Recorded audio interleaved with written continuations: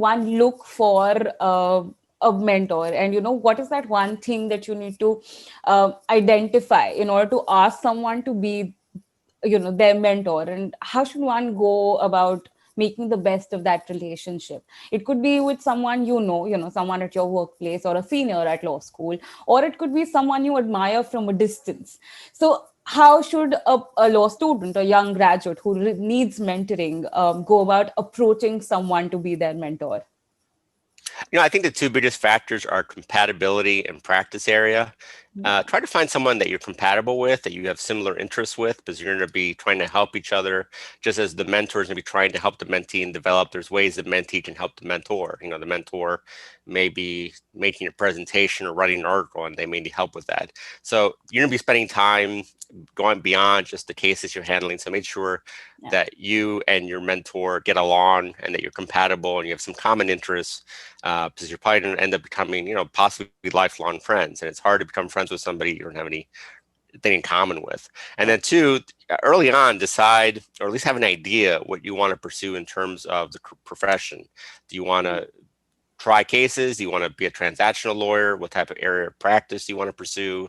Where do you want to pursue it geographically? What type of clients do you want to serve?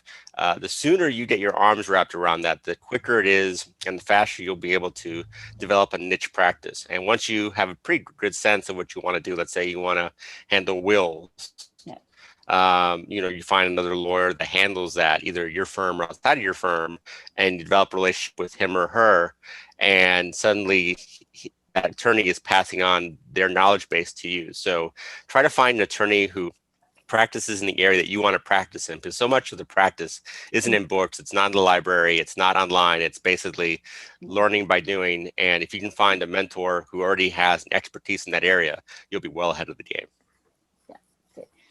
And we all know and acknowledge the importance of building a network for lawyers, but not all the young ones have the right amount of resources to do the same. Of course, now that everything has gone digital, it's become a lot easier. But I'd still like to know from you, how would you suggest a recent graduate should build connections and also retain them? Not just build them, but also keep them going, especially when you haven't gone to a great law school, but don't want that to come in between, your journey towards greatness, I would say. I think you can start developing relationships online. I'm very active on LinkedIn, as you mentioned, and LinkedIn is really a global network. You really can meet and connect with and develop relationships with anybody in the world. And so I would encourage your listeners to first have a very robust profile. Make sure that they have, a good professional photograph, that they provided detailed information about who they are and their background, and then take some time to reach out and connect with people in their local legal community. And then beyond, there's also a number of groups you can join. Choose groups that are in the practice areas that interest you, or involve some sort of community project or involvement that interests you. And then just, follow folks, study the platform. There's lots of different nuances to it. There's lots of things it offers. Go on the platform, click on everything, see what it has to offer, what is available, and then start making connections, start following people.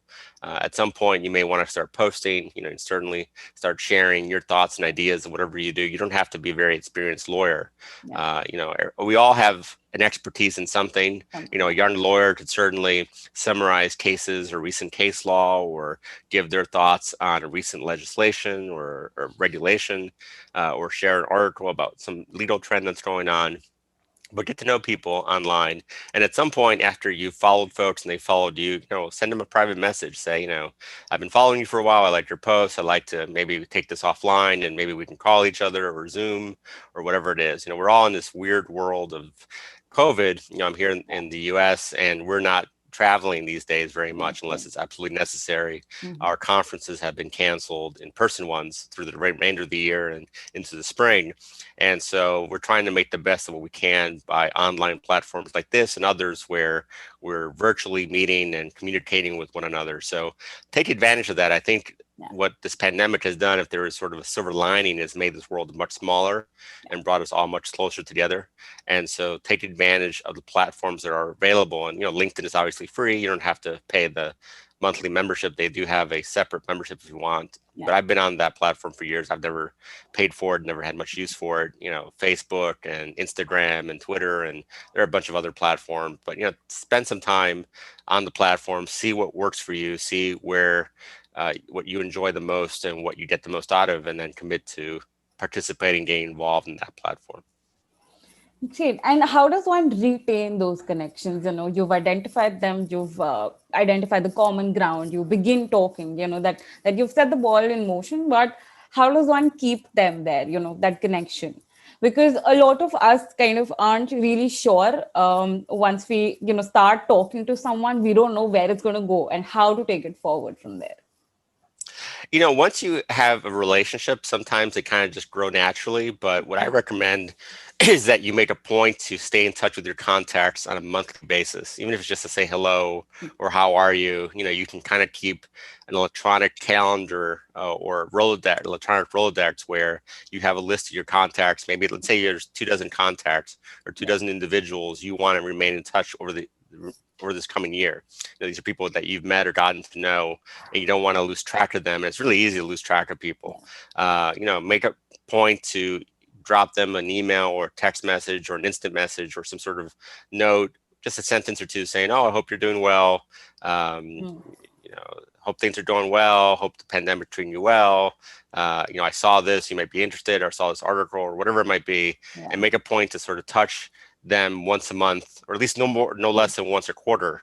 And to do that, you really have to have some sort of like Excel spreadsheet or some sort of database that you're keeping track of that. I know it seems a little artificial, but if you don't do that, it's really easy to lose track of people. And you have to do that with everybody. You're not going to touch and stay in touch with everybody, but the people that you really want to develop a long-term and meaningful business relationship with, those are the individuals you need to make a note to follow up with purposely. Absolutely. I am going to follow that from now. I am going to make a spreadsheet and keep note of people I need to talk to. So you will hear from me in a month.